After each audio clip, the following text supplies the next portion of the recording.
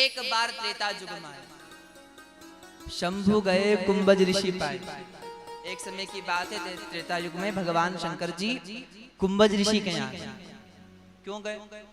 बोले कथा सुनने गए। अब कहाँ महाराज विराट हिमाचल पर्वत, कहाँ हिमालय और कहाँ दक्षिण महाराज समुद्र किनारे।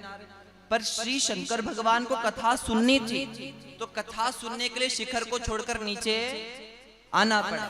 वैसे ही अगर हमें सत्संग का लाभ लेना है, वैसे ही हमें भगवान को पाना है, या वैसे ही किसी साधु से कोई ज्ञान लेना है, तो सिंहासन को छोड़ना पड़ेगा, श्रद्धा से कथा को सुनना पड़ेगा। और किसके पास जाए ये भी ध्यान रखो आप। कुंभज ऋषि पाए और स्वयं महादेव ज्ञान के सागर है।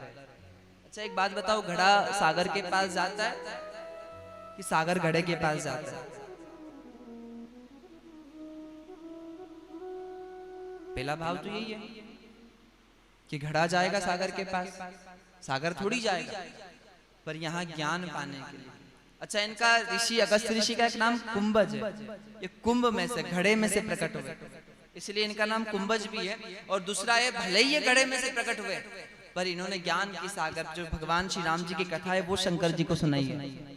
तो एक बार त्रेता युग में शंभु गए कुंभज ऋषि पाही, साथ में कहा है संग सती जग जननी भवानी, साथ में मां सती को भी लेके कथा में जाओ, तीर्थ जाओ, मंदिर जाओ, अकेले मत जाओ, जोड़े को साथ में लेकर जाओ।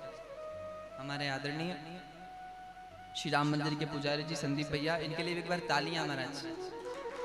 आपका भी पिछले साल इस साल दोनों साल खूब सहयोग रहता है पूजा में महाराज, आप बहुत खूब सहयोग करते हैं। तो ध्यान दें, यहाँ शंकर भगवान कथा सुनने गए तो अकेले नहीं गए, सती माता को साथ में लेकर गए।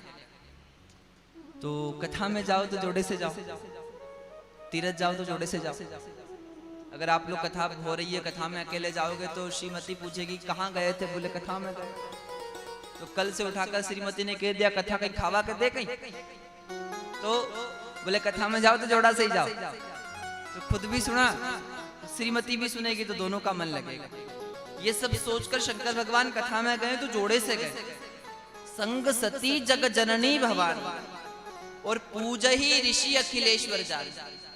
साथ में भगवान शंकर जी सती माता को लेकर गुरु जी के यहाँ पधारे, और गुरु जी ने देखा कि मेरे यहाँ भगवान शिव और सती आए हैं। अच्छा इन्होंने पूजा की, खूब सम्मान दिया। संत कहते हैं, राम कथा कहती है, अतिथि का सम्मान इतना करो कि अगर आपके घर कोई शत्रु भी आ जाए ना, शत्रु, तो वो भी आपका मित्र बन जाए। इतना सम्मान करना चाहिए अतिथि।